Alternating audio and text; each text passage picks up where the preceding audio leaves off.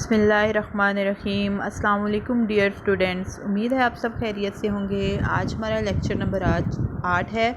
मज़मून है उर्दू जमात हश्तम। सबक नंबर है 3। उन्वान दर्द दिल के वास्ते पैदा किया इंसान को।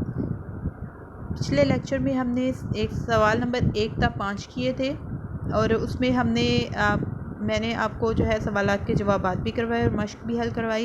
इसके अलावा मैंने आपको सवाल नंबर 9 भी करवाया है। हज़रत उस्मान को ज़ुन्नूरैन क्यों कहा जाता है। वहाँ पे हमारी जो है वो सवालात जवाबात मुकम्मल हो गए। जो हमने नोटबुक पर काम करना था वो वहाँ तक था। आगे हमारा किताब का काम है। आज हम देखते हैं सवाल नंबर 6। आप लोग अपनी किताबें खोल लीजिए और सफ़ा नंबर 16 है। इस पर जो है सवाल नंबर 6 है। आप लोग अपनी पेंसिल साथ में रख लें ताकि आप मेरे साथ जो है मश्क हल कर सकें और साथ साथ जो है हम लोग जो चीज़ समझ ना आए आप उसको जो है वो साइड पे लिख लें ताकि वो बाद में मुझसे पूछ सकें। उम्मीद है आपको इसी में समझ आ जाएगी। मैं आपके लिए इसको दोहरा भी दूँगी।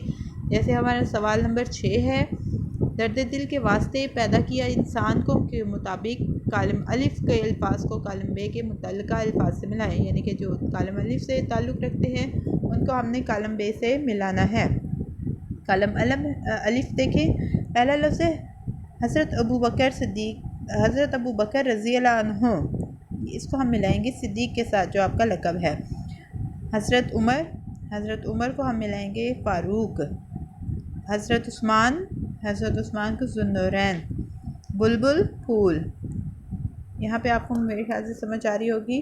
पहला जो लफ्ज़ है वो हम मिलाएंगे सिद्दीक़ तीसरे लफ्ज़ के साथ, हज़रत उमर फ़ारूक चौथे लफ्ज़ के साथ, हज़रत उस्मान ज़ुन्नूरैन पहले के साथ, बुलबुल दूसरे के साथ फूल। ये देखें, इसलिए आपके लिए नंबरिंग भी मैंने कर दी है। आगे है ज़ंजीर कड़ियाँ, आखिरी लफ्ज़ है ये। और दर्द दिल ये 5वां लफ्ज़ है। इंसान जो कि हम छठा है, यहाँ पे लफ्ज़ 5वें के साथ मिलेगा। खुशसाली कहत, यहाँ है लफ्ज़ परवाना चराग, दारेफ़ानी दुनिया। जी, अब आपको मैं मुतल्लिका अल्फाज दोबारा बता रही हूँ, आप उसको सुनिए और साथ में मायने भी समझा रही हूँ। हज़रत अबू बकर सिद्दीक़, हज़रत उमर फ़ारूक, हज़रत उस्मान ज़ुन्नूरैन, बुलबुल फूल, क्योंकि बुलबुल जो है वो फूलों पर आती है। इसी तरह ज़ंजीर हैं, उनकी कड़ियाँ हैं, मिलकर ज़ंजीर बनाती हैं और उसको आपस में मजबूत रखती हैं, आपस में जोड़े रखती हैं। दर्द दिल इंसान। खुशकसाली होता है बारिशें ना हो तो उस वजह से जो है वो कमी हो जाए, खुराक की फसलें ना हों, उसको खुशकसाली कहा जाता है। कहत भी वही चीज़ है कि जिसमें खुराक की कमी हो जाती है। परवाना चराग, परवाना एक छोटा सा कीड़ा होता है जो कि रोशनी के इर्द गिर्द आता है। चिराग में भी रोशनी होती है इसलिए इसके इर्द गिर्द मंडलाता रहता है, घूमता रहता है, इसे परवाना कहा जाता है। दारेफ़ानी फ़ना होने वाली जगह, ठीक है, यानी कि दुनिया। ये आपको उम्मीद है समझ आ गई होगी। Column matching. अब हम अपने सवाल नंबर 7 की तरफ आते हैं। सवाल नंबर 7 में आपने सबक दर्द दिल के वास्ते पैदा किया इंसान को के मुताबिक दुरुस्त और गलत की निशानदही टिक से करनी है। यहाँ पे आपको दोनों ऑप्शन दिए हुए हैं, जो आपको ठीक लगेगा उसके ऊपर आपने दुरुस्त निशान लगाना है टिक का। अलिफ है, अल्लाह ताला ने इंसान को दर्द दिल के वास्ते पैदा किया है। जी बिल्कुल दुरुस्त है ये। बे है, दुनिया में हर इंसान किसी न किसी तरीके से दूसरे इंसान की मदद नहीं कर सकता। गलत है, हम किसी न किसी तरीके से कहीं ना कहीं जो है दूसरों की मदद कर सकते हैं। जीम है, हमारे पास ज़मीन वालों से मेहरबानी करने वाले पर अल्लाह ताला क़यामत के दिन मेहरबान होगा। बिल्कुल दुरुस्त है ये। दाल है, हज़रत उस्मान गनी रज़ी अल्लाह अन्हु ने कहा अल्लाह ताला का वादा है कि वो एक के बदले में 7 देगा। जी ये गलत है, क्योंकि अल्लाह ताला का वादा है कि वो एक के बदले में 10 देगा। यहाँ पे आपने ये गलत पे निशान लगाना है। और है फ़तह मक्का के मौका पर अंसार की जानिब से सहाबा रज़ी अल्लाह अन्हु की महाजिर सहाबा रज़ी अल्लाह अन्हु की मदद की नज़ीर मिलना मुश्किल है। नज़ीर होता है मिसाल, जो कि अंसार ने सहाबा के लिए कायम की थी, वैसी जो है दोबारा मिसाल जो है वो रहती दुनिया तक शायद ही कहीं पे कायम हो सके। तो ये दुरुस्त बात है कि ऐसी मिसाल अभी तक कोई भी दोबारा कायम नहीं हो सकी। उन्होंने अपने घर बार का आधा सामान, आधा माल जायदाद, बागात का हिस्सा और जायदाद में से भी हिस्सा जो है वो अपने महाजिर भाइयों को दे दिया था। सवाल नंबर 8 है, सबक दर्द दिल के वास्ते पैदा किया इंसान को के मुताबिक मुनासिब अल्फाज की मदद से खाली जगह पुर करें। ये हमने सबक के मुताबिक खाली जगह पुर करनी है। अलिफ है हमारी तारीख़ आदाब माशरत के मुख्तलिफ़ पहलुओं की डैश मिसालों से भरी पड़ी है। जी, रोशन मिसालों से भरी पड़ी है। ऐसी रोशन मिसालें जो कि रहती दुनिया तक कायम रहेंगी। जैसे आप कह रहे हैं जंगी यरमूक का वाक़या है, इसी तरह ये मुहाजिरीन और सहाबा कराम का है। हज़रत उस्मान, हज़रत अबू बकर सिद्दीक़, हज़रत उमर जिन्होंने अपना माल राह खुदा में आधा पेश कर दिया। हज़रत अबू बकर सिद्दीक़ ने अपना पूरा माल राह खुदा में पेश कर दिया था। बे है सहाबा कराम रज़ी अल्लाह अन्हा ने हमेशा भाइयों की ज़रूरत को अपनी ज़रूरत पर तरजीह दी, यानी कि अपने भाइयों की ज़रूरत को मुकद्दम रखा, बढ़ कर रखा, और अपनी ज़रूरत को जो है वो पस पुष्ट डाल दिया, पीछे छोड़ दिया।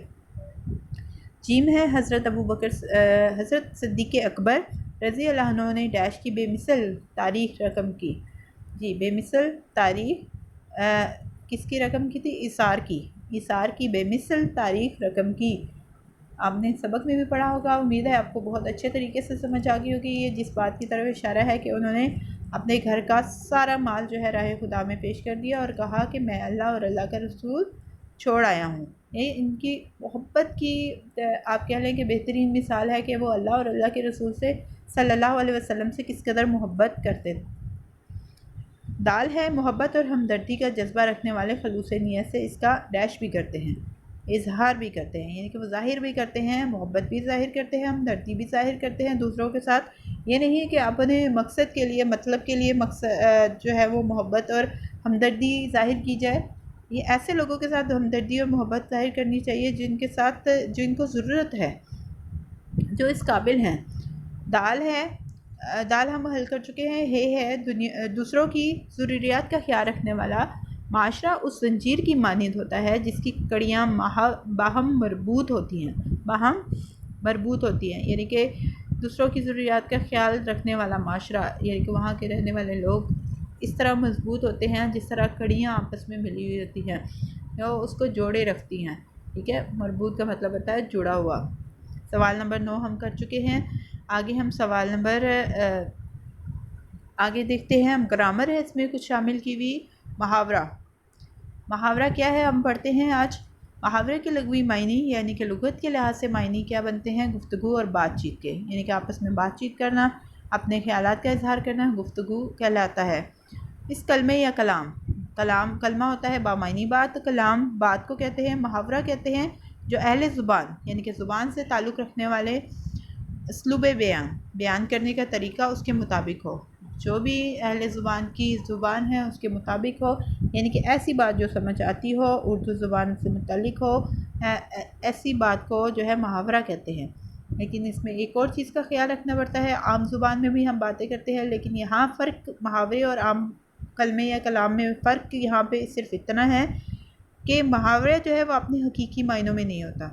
ठीक है, जो उसके ज़ाहिरी मायने होते हैं वो कुछ और होते हैं, जो उसके पीछे मायने छुपे होते हैं वो कुछ और होता है, यानी कि गैर हकीकी मायनों में इस्तेमाल होता है। मुहावरा हमेशा दो या दो से ज़ायद अल्फाज से मिलकर बनता है, यानी कि ये दो या दो से ज़ायद अल्फाज का मुरक्कब होता है, इसको मुहावरा कहते हैं, जिसके हकीकत में मायने कुछ और होते हैं और गैर हकीकी मायने कुछ और होते हैं, यानी कि उसके पीछे जो है वो बात छुपी होती है जिसको हमने समझना होता है।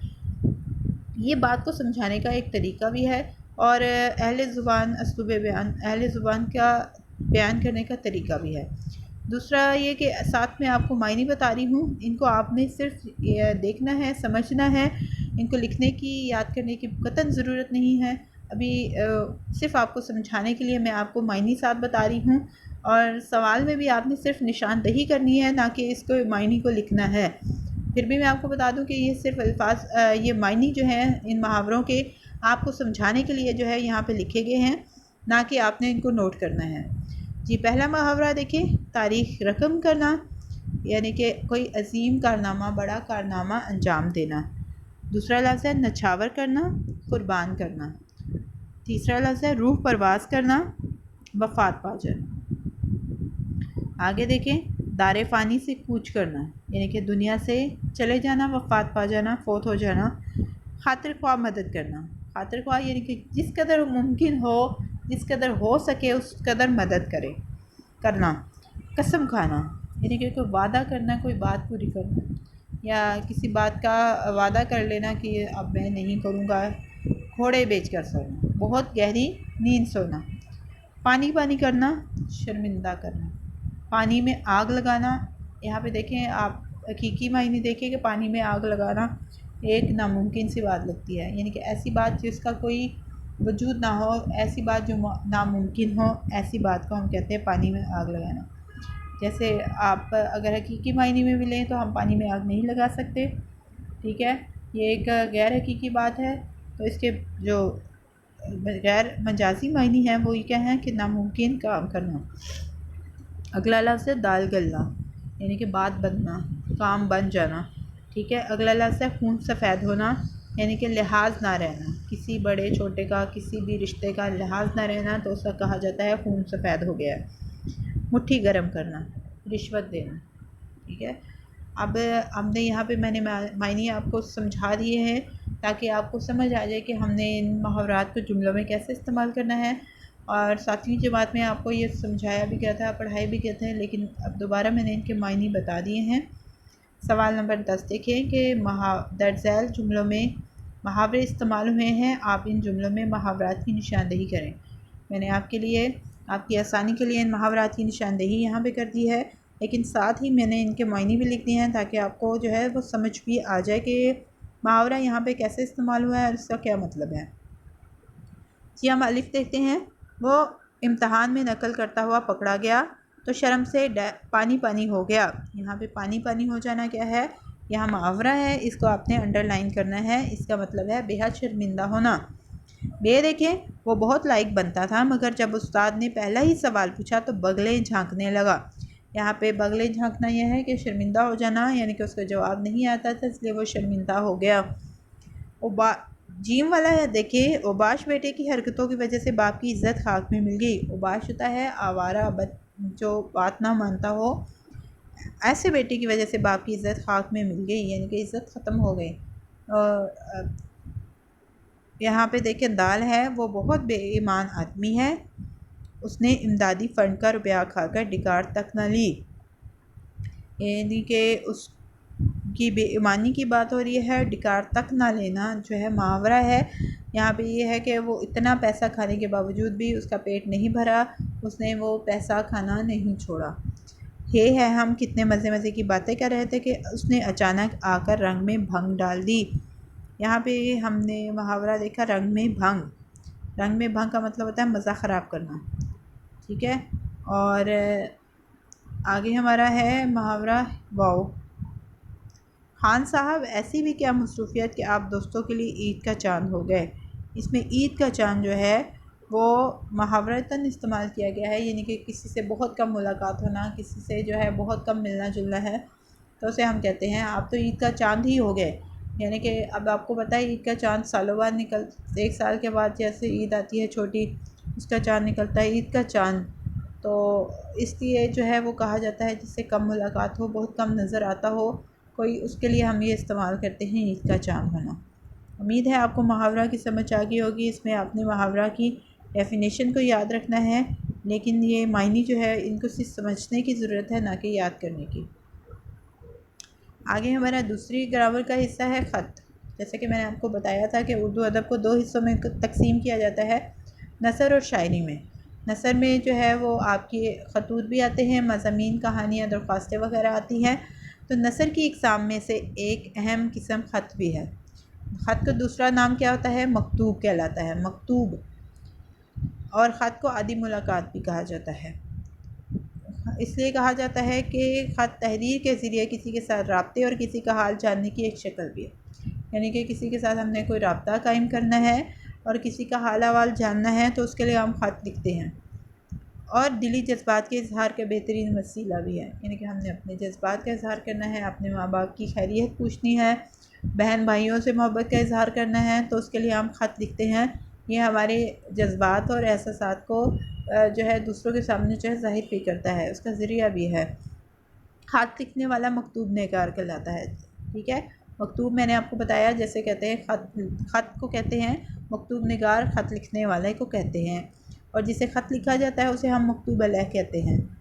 यहाँ पे आपने दो चीज़ें अच्छी तरीके से याद रखनी है। ख़त लिखने वाला क्या होता है? मकतूब निगार, और जिसको ख़त लिखा जा रहा है उसे हम मकतूब अलैह कहते हैं। इसके साथ उन्होंने कुछ बातें आपको बता दी हैं कि एक अच्छे ख़त के लिए ज़रूरी है कि ख़त लिखते वक्त किसी किस्म का तकल्लुफ़ ना बरता जाए, यानी कि कोई तकल्लुफ़ ना किया जाए, कोई इस तरह की जो है वो बात ना हो जिसमें से आपका तकल्लुफ़ ज़ाहिर होता हो।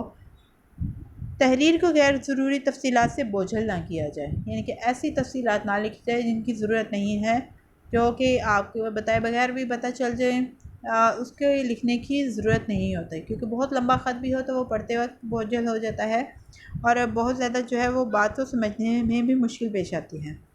और मकतूब अलैह से, मकतूब अलैह जैसे मैंने आपको पहले बताया, जिसे ख़त लिखा जा रहा हो उसके मकाम व मरतबे के लिहाज से मुताबिक मुखातिब होकर उससे बात की जाए, यानी कि जिसको हम ख़त लिख रहे हैं उसका मुकाम और मर्तबा भी हमें पता होना चाहिए, उसके मुताबिक जो है हमने उससे बात करनी है, उसका उसका अलकाब व आदाब देने हैं। यानी कि अगर हम अपने वालिद साहिब को लिख रहे हैं तो हम लिखेंगे मोहतरम वालिद साहिब, और अगर बहन भाइयों को लिख रहे हैं तो प्यारी बहन, प्यारी दोस्त वगैरह इस तरह के अलकाब से हम उसको नवाजेंगे या लिखेंगे। इस तरह इन्होंने ख़त के हिस्से बताए हुए हैं। ख़त के दर्ज झैल हिस्से हैं, यानी कि यहाँ पे 6 बयान किए गए हैं, जो क्या लिखने और मकाम, लिखने का मकाम और तारीख़। बिल्कुल राइट साइड पे हम लोग लिखते हैं, बिल्कुल जहाँ पे हम ख़त लिखना शुरू करते हैं वहाँ पे मकाम और तारीख़ लिखते हैं, जैसे इस्लामाबाद, और उसके नीचे तारीख़ लिखेंगे 22 जून 2020 या इस तरह जो भी है तारीख़ हम लिखेंगे। तो ये हम तारीख़ लिखते हैं और मकाम लिखते हैं ताकि पढ़ने वाले को पता चल जाए, मकतूब अलैह को पता चल जाए कि हमने कहाँ से ख़त लिखा है। इसके बाद है दूसरा हिस्सा अलकाब व आदाब, यानी कि हमने उसको किस नाम से पुकारना है और आदाब भी साथ लिखना है। अस्सलाम वालेकुम लिखें, सदा खुश रहो, तो इस तरह के आदाब में हम चीज़ लिख सकते हैं। तीसरा हिस्सा है ख़त का मज़मून। ख़त का मज़मून में हम लिखेंगे कि हम क्या कहना चाहते हैं, हम किस चीज़ का इजहार कर रहे हैं, किसी का हाल पूछना चाहते हैं, इस तरह की जो चीज़ है वो जो है ख़त का मज़मून कहलाता है। आगे चौथा हिस्सा है इख्तिताम, यानी कि ख़ात्मा, उसका एंड, या आखिर में हम क्या लिखना चाहते हैं। हमेशा कोशिश करें कि ख़त का इख्तिताम जो है किसी दुआया बात के साथ करें या सलाम दुआ के साथ करें, तो वहाँ पे जो है वो आपका ख़त का इख्तिताम हो जाएगा। इसके बाद आपने बिल्कुल दाएं जानिब नहीं, दाएं जानिब तो आपने जगह का नाम और मुकाम और तारीख़ लिखी थी, तो आप इंतहाई बाएं जानिब क्या लिखेंगे, आप मकतूब निगार का नाम लिखेंगे, यानी कि जिसको आपने जो ख़त लिख रहा है उसका नाम लिखेंगे और इसके नीचे उसका पता देंगे, ताकि अगर कोई मकतूब अलैह जो है वो मकतूब निगार को ख़त लिखना चाहता है तो वो लिख सकता है उस पते पर। आप देखिए यहाँ पे लिखा हुआ है ख़त लिखने वाले का मकाम और तारीख़ सफ़े के इंतहाई दाएं जानिब दर्ज की जाती है। ख़त का इख्तिताम किसी दुआ से करना चाहिए और ख़त लिखने वाले का नाम ख़त के आखिर में सफ़े के बाएं जानिब लिखना चाहिए। तो बेटा यहाँ पे देखें कि आपको ये बातें समझा दी गई हैं कि ख़त किस तरह लिखना है, और उम्मीद है आपने पहले भी लिखा है ख़त, आपको लिखने का तरीका आता है, लेकिन यहाँ पे कुछ हिस्से वगैरह बता दिए गए हैं, इनको आपने तवज्जो से पढ़ना है। आज हमने जो है मुहावरा और ख़त किया, ग्रामर का कुछ हिस्सा किया है, इसमें आपने सिर्फ जो है वो ख़त क्या है और मुहावरा क्या है इसको सिर्फ याद रखना है, इनको लिखने की ज़रूरत नहीं है। आपने अगर इसमें से कुछ समझ नहीं आता आप दोबारा पूछ सकते हैं। बाकी काम आपने किताब पर किया है, उसको अच्छे तरीके से याद करें और अपने ज़हन में रखें। शुक्रिया, अल्लाह हाफ़िज़।